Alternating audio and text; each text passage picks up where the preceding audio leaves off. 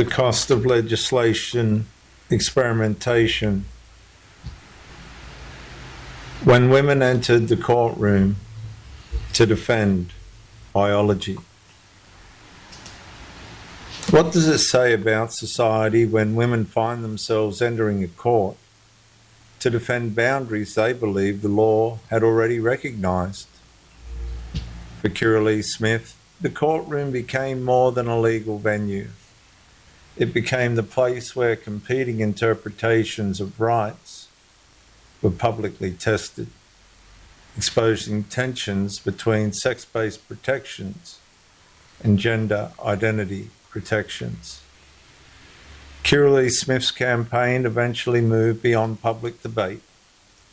The questions she raised increasingly intersected with legal disputes, institutional decisions, and judicial interpretation. And this marked a profound shift.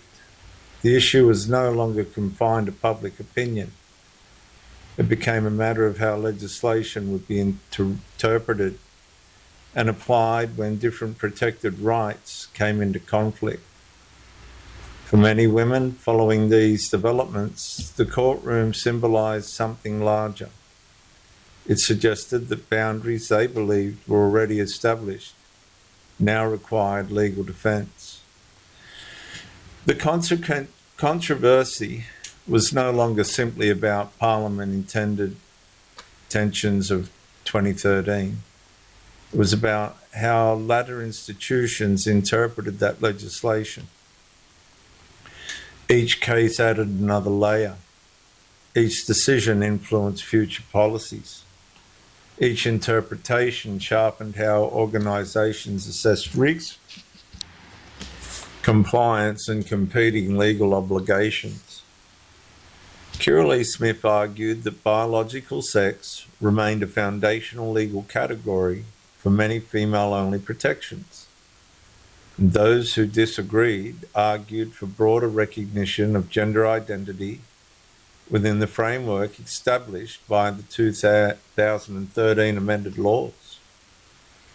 The courtroom became the place where these competing legal arguments were tested.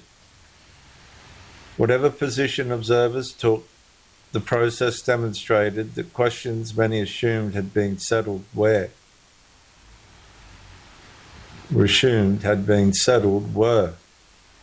in fact, continuing to evolve through litigation and institutional practice. For Kirralie, this reinforced the central concern. When legal certainty gives way to ongoing interpretation, ordinary women may feel that rights they regarded as secure have become contingent upon future rulings rather than clearly defined legislative boundaries. And the debate had travelled a long way from the parliamentary chamber. It had entered the courtroom, and there every decision carried implications extending far beyond the individual parties before the judge. When the meaning of legislation continues to be tested in court, its practical boundaries are still being written.